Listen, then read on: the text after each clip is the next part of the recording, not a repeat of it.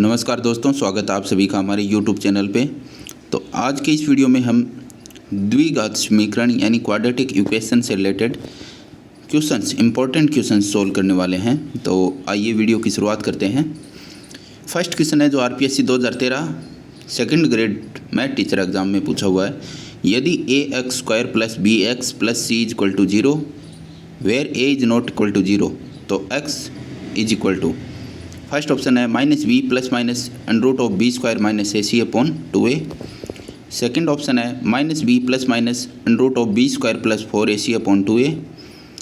Third option है 2c -b ± √b² - 4ac। और fourth option है इनमें से कोई नहीं। तो हमें ये बताना है कि हमें ये क्वाड्रेटिक इक्वेशन दे रखी है, तो इसमें x किसके इक्वल होगा। तो सबसे पहले देखते हैं क्वाड्रेटिक इक्वेशन होता क्या है, द्विघात समीकरण होता क्या है। हमने बहुपद पढ़ा होगा, छोटी क्लासों में बहुपद के बारे में पढ़ा होगा।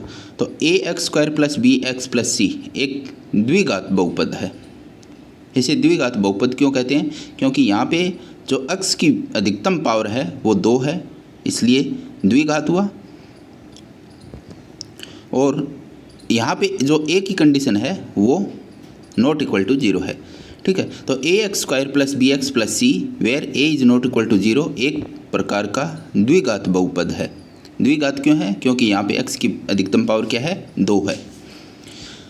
जब ये बहुपद 0 के इक्वल हो जाता है, ठीक है, तब इसे द्विघात समीकरण कहते हैं।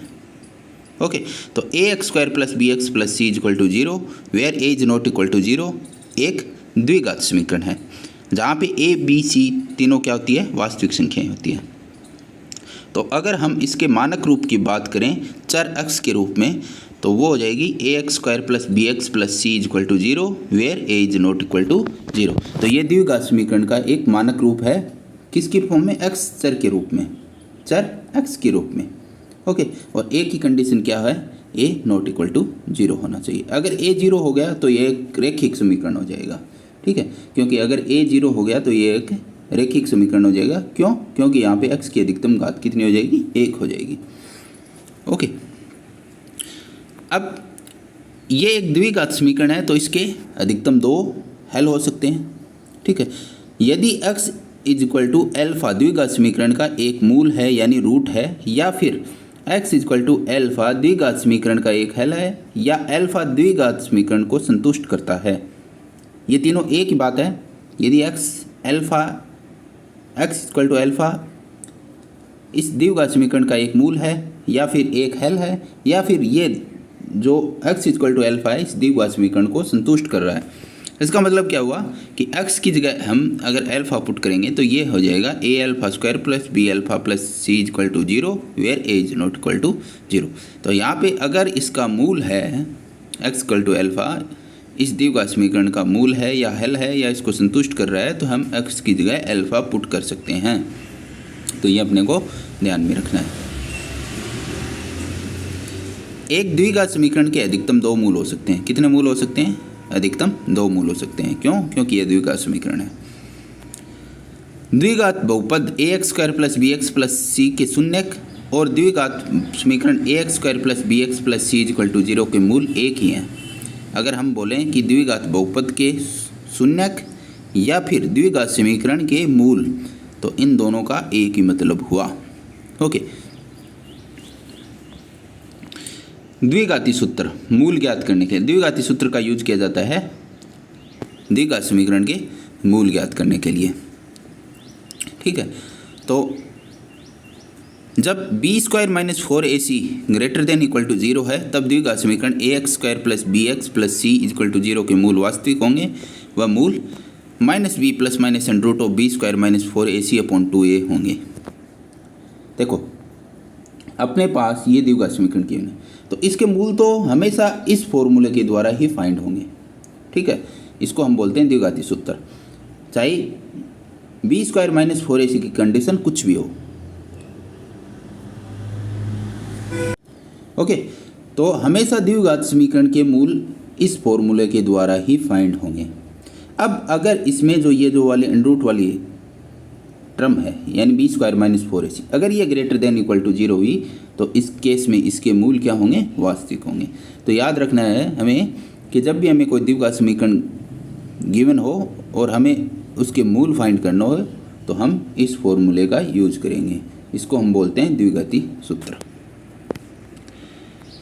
अब इस द्विघात समीकरण के जो मूलों की प्रकृति, मूल कैसे हैं वो कैसे फाइंड करें, तो उसके लिए हम क्या करेंगे कि ax square plus B x plus C is equal to 0 where a is not equal to 0 के मूल x is equal to minus B plus minus under root of B square minus 4ac upon 2a द्वारा दे होते हैं। ये मैंने बता ही दिया कि अगर हमें द्विघात समीकरण दे रखा है तो इसके मूल हम इस फॉर्मूले से, जिसे द्विघाती सूत्र भी कहते हैं, द्वारा प्राप्त करते हैं। ठीक है, अब यहाँ पे जो अंडर रूट वाली टर्म है बी स्क्वायर माइनस 4ac, इसको हम बोलते हैं इस द्विघात समीकरण का विविक्तिकर यानी डिस्क्रिमिनेंट। ये विविक्तिकर ही है, वो मूलों की प्रकृति हमें बताएगा कि मूल कैसे होंगे। ठीक है, तो ये हमें ध्यान रखना है, बी स्क्वायर माइनस 4ac को द्विघात समीकरण का हमें विविक्तिकर या डिस्क्रिमिनेंट कहते हैं, और इससे ही हमें पता चलेगा कि मूल कैसे होंगे। जब B square minus 4ac greater than 0 है तब द्विघात समीकरण के दो भिन्न वास्तविक मूल होते हैं। अगर ये ग्रेटर देन 0 है तो इस द्विघात समीकरण के जो मूल होंगे वो भिन्न भिन्न होंगे और कैसे होंगे, वास्तविक होंगे यानी रियल होंगे। अगर ये 0 के इक्वल है तब इसके जो मूल हैं वो दोनों बराबर होंगे लेकिन वास्तविक होंगे। ठीक है, अगला है, अगर ये लेस देन 0 है तब इसके जो मूल हैं वो इमेजिनरी होंगे, वास्तविक मूल प्राप्त नहीं होंगे यानी इमेजिनरी होंगे। ठीक है, तो ये विविक्तिकर है यानी डिस्क्रिमिनेंट है, वो हमें मूलों की प्रकृति बताता है। अब वापस चलते हैं अपन क्वेश्चन की ओर। तो क्वेश्चन में पूछा हुआ है, हमें क्या दे रखा है, एक द्विघात समीकरण का मानक रूप दे रखा है और हमें पूछा है x। तो हम द्विघाती सूत्र से बता सकते हैं कि x क्या होगा, x होगा minus B plus minus under root of B square minus 4ac upon 2a, जो इन चारों ऑप्शन में से कोई भी नहीं है। तो इस क्वेश्चन का राइट आंसर हो जाएगा इनमें से कोई नहीं। बढ़ते हैं अगले क्वेश्चन की ओर। यदि समीकरण 2x square minus 5x plus 7 is equal to 0 के मूल अल्फा और बीटा हो तो वह समीकरण जिसके मूल 1/2 अल्फा माइनस 5 1/2 बीटा माइनस 5 हैं होगा। ये क्वेश्चन पूछा हुआ आरपीएससी 2013 सेकंड ग्रेड एग्जाम में। फर्स्ट ऑप्शन है 14x square minus 5x plus 1 is equal to 0। Second option है x square plus 5x plus 14 is equal to 0। Third option है x square minus 5x plus 14 is equal to 0। और fourth option है 14x square plus 5x plus 1 is equal to 0। तो हमें एक द्विघात समीकरण दे रखी है, उसके मूल दे रखे हैं अल्फा और बीटा। अब हमें एक ऐसा द्विघात समीकरण फाइंड करना है जिसके मूल 1/2 अल्फा माइनस 5 और 1/2 बीटा माइनस 5 हैं। ओके, तो इसका सॉल्यूशन देखते हैं। अगर किसी द्विघात समीकरण के मूल अल्फा और बीटा हैं तब वह द्विघात समीकरण होगा x square minus alpha plus beta x plus alpha beta equal to 0। अगर हमें कोई द्विघात समीकरण दे रखा हो, द्विघात समीकरण के मूल दे रखे हों, तो उससे हम द्विघात समीकरण कैसे पता करें, तो उसके लिए फॉर्मूला होता है x स्क्वायर माइनस मूलों का योग x प्लस मूलों का गुणन इक्वल टू 0। यानी जो दोनों मूल दे रखे हैं उसको ऐड कर देंगे और दोनों मूल दे रखे हैं उनको मल्टीप्लाई कर देंगे और इस फॉर्मूले में पुट कर देंगे तो हमें वह द्विघात समीकरण मिल जाएगा। ठीक है, तो यहाँ पे अल्फा और बीटा है तो इनका योग क्या हो जाएगा, अल्फा प्लस बीटा, और गुणन क्या हो जाएगा, अल्फा बीटा। तो यहाँ से अगर हम ये वैल्यू पुट करें तो ये आ जाएगा x square minus alpha plus beta x plus alpha beta equal to 0। अब देखिए, हमें जो द्विघात समीकरण है उसको हम इस फॉर्म में लेके आते हैं।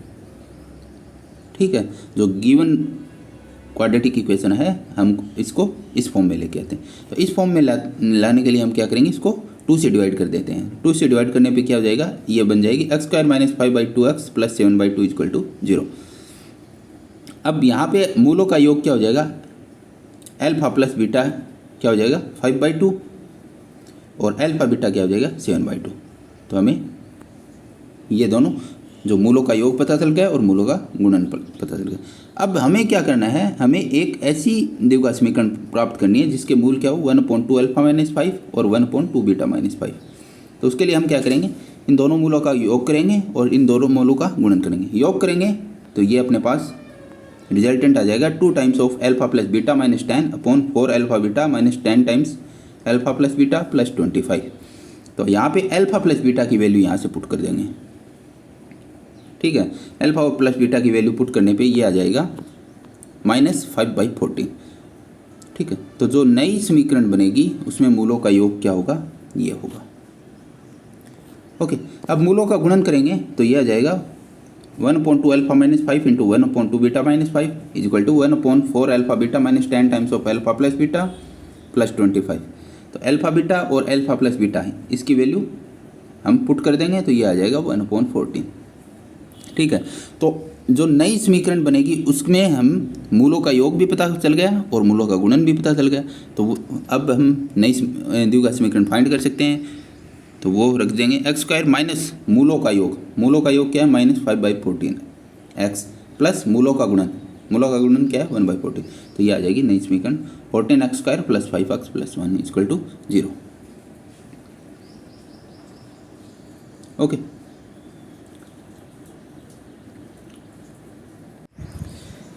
तो जब भी हमें इस प्रकार का कोई क्वेश्चन गिवन हो कि पहले हमें एक कोई द्विघात समीकरण गिवन हो और उसके मूल दे रखे हों अल्फा और बीटा, फिर हमें कोई दूसरी द्विघात समीकरण ज्ञात करनी हो जिसके मूल अल्फा बीटा की किसी अदर फॉर्म में दे रखे हो, तो हमें इस तरीके से फाइंड करना है।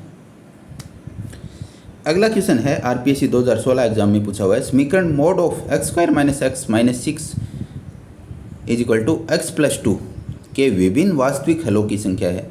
अपने ऑप्शन है, फर्स्ट ऑप्शन है 0, सेकंड ऑप्शन है 2, थर्ड ऑप्शन है 3, फोर्थ ऑप्शन है 4। तो जब भी हमें मोड से रिलेटेड कोई क्वेश्चन दे रखे हो तो मोड को पहले हम हटा के रखें। मोड को हटाने के दो तरीके हैं। देखो, मोड ए अगर a ग्रेटर देन 0 है, ग्रेटर देन इक्वल टू 0 है, तो मोड ए क्या बन जाएगा, a होगा। अगर a लेस देन 0 है तो उस केस में मोड ए क्या बन के निकलेगा, -a बन के निकलेगा। तो ये चीज़ हमें ध्यान में रखनी है। तो इसका सॉल्यूशन देखते हैं। Mod x² minus x minus 6 is equal to x plus 2। तो यदि x² minus x minus 6 greater than equal to 0 है तब इस मोड की वैल्यू क्या आ जाएगी, पॉजिटिव आएगी, x² माइनस x माइनस 6 आ जाएगी, ठीक है। तो यहाँ पे मैंने लिख दिया x² minus x minus 6 equal to x plus 2। तो इसको सोल्व करेंगे तो x की दो वैल्यू आ जाएगी 4 और -2। अब ये x की वैल्यूज हैं, ये हम पुट करके देखेंगे इसमें कि भाई इन x की वैल्यूज़ के लिए क्या ये ग्रेटर देन इक्वल टू 0 बन रहा है। अगर नहीं बन रहा है तो वो x हम हटा देंगे, ठीक है। अगर x की जैसे मैंने 4 पुट किया, 4 पुट करने पे अगर ये मान लो लेस देन इक्वल टू 0 आ रहा है तो हम इस x जो x इक्वल टू 4 है वो वैल्यू नहीं लेंगे, ठीक है। x इक्वल टू 4 है वो वैल्यू नहीं लेंगे। तो यहाँ पे जब मैं x की वैल्यू 4 और x की वैल्यू -2 दोनों पुट करूँगा तो ये ग्रेटर देन इक्वल टू 0 बन रहा है। इसका मतलब ये x है, इस जो मोड वाली इक्वेशन है इसको सेटिस्फाई करेगा, ठीक है। तो यहाँ पे हमें दो वास्तविक हल मिल गए, 4 और -2। अब बढ़ते हैं, अगर x² minus x minus 6 less than 0 है तब उस केस में जो मोड की वैल्यू है वो -1 के बाहर निकलेगी। ये हो जाएगा minus times of x² minus x minus 6 equal to x plus 2। तो इसको जब सोल्व करेंगे तो ये आ जाएगा minus times of x² plus 4 equal to 0। Further solve करेंगे तो ये आ जाएगा x² माइनस 4 इक्वल टू 0 और यहाँ पे x की वैल्यू आ जाएगी +-2, ठीक है। तो x प्लस -2, x की वैल्यू अगर 2 पुट करेंगे तो x² माइनस ये -4 आ रहा है यानी लेस देन इक्वल टू 0 बन रहा है, और x की वैल्यू -2 पुट करेंगे तब ये क्या बन रहा है, 0 बन रहा है, जो कि लेस देन 0 नहीं है। तो इस केस में हमें x equal to 2 only solution मिल रहा है, ठीक है। तो पहले केस में 4 मिला था और -2 मिला था, दूसरे केस में केवल 2 मिल रहा है। तो इसका मतलब कितने वास्तविक हल हो गए, 3 वास्तविक हल हो गए, ठीक है। तो ये चीज़ें हमें ध्यान रखनी है कि मोड की जब भी इक्वेशन सोल्व करें तो पहले हम क्या करेंगे, मोड को हटाएंगे उसके बाद उस इक्वेशन का सॉल्यूशन फाइंड करेंगे, फिर वो सॉल्यूशन वापस उस मोड जो हमने कंडीशन मानी थी कि भाई ये जो मोड वाली वैल्यू है वो ग्रेटर देन 0 है, तो हम वो जो x की वैल्यूज आई थी वो उस इक्वेशन में पुट करके देखेंगे कि क्या वास्तविक में ग्रेटर देन इक्वल टू 0 बन रही है या नहीं बन रही। अगर नहीं बन रही तो वो x की वैल्यू हम हटा देंगे। ठीक है, तो ये इस तरीके से हमें जो मोड वाली इक्वेशन है वो सोल्व करनी है। अगला क्वेश्चन है आरपीएससी 2018 में पूछा हुआ है, यदि अल्फा बीटा द्विघात समीकरण ax square plus bx plus c equal to 0 के मूल हो तो वह समीकरण जिसके मूल अल्फा प्लस 1 बाई बीटा एवं बीटा प्लस 1 बाई अल्फा है होगी। फर्स्ट ऑप्शन है a c x square plus a plus c into b x plus सी का whole square equal to 0। Second option है a b x square plus c into b x plus सी का whole square equal to 0। Third option है a c x square plus b into c x plus सी का whole square equal to 0। और fourth option है इनमें से कोई नहीं। तो वही जो सेकंड क्वेश्चन किया था सेम वैसा ही क्वेश्चन है। हमें कोई द्विघात समीकरण दे रखी है जिसके मूल क्या है अल्फा प्लस बीटा है। अब हमें एक नई द्विघात समीकरण फाइंड करनी है जिसके मूल क्या है अल्फा प्लस 1 अपॉन बीटा एवं बीटा प्लस 1 अपॉन अल्फा। तो कैसे सोल्व करेंगे, पहले इस द्विघात समीकरण को हम एक्स स्क्वायर माइनस मूलों का योग x प्लस मूलों का गुणन इक्वल टू 0 इस फॉर्म में लेके आएंगे। जो गिवन द्विघात समीकरण है इसको हम इस फॉर्म में लेके आएंगे। ठीक है, तो ये जो गिवन क्वाड्रेटिक इक्वेशन है इसको मैंने इस फॉर्म में लिख लिया, एक्स स्क्वायर माइनस मूलों का योग x प्लस मूलों का गुणन इक्वल टू 0। तो यहाँ से मूलों का योग क्या आ जाएगा माइनस बी बाई ए और मूलों का गुणन क्या आ जाएगा सी बाई ए। यहाँ पे जो ये इक्वेशन है इसके मूल हमें दे रखे थे अल्फा और बीटा।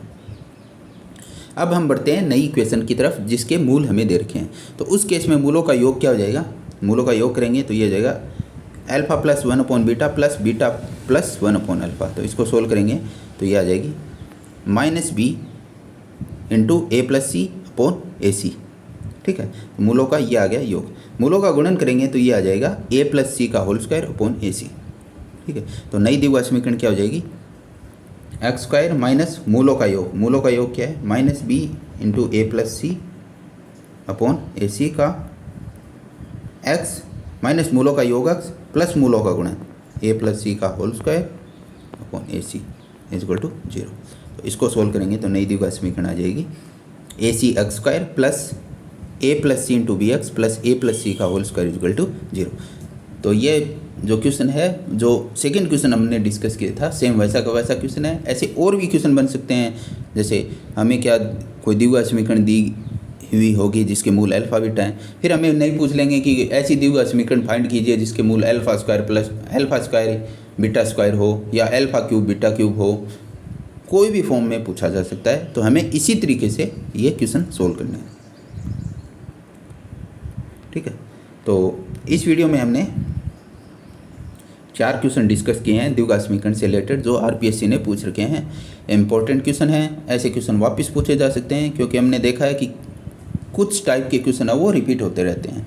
ठीक है, तो अगर आपको ये वीडियो पसंद आई तो वीडियो को लाइक कीजिए, शेयर कीजिए और चैनल को सब्सक्राइब करना मत भूलना।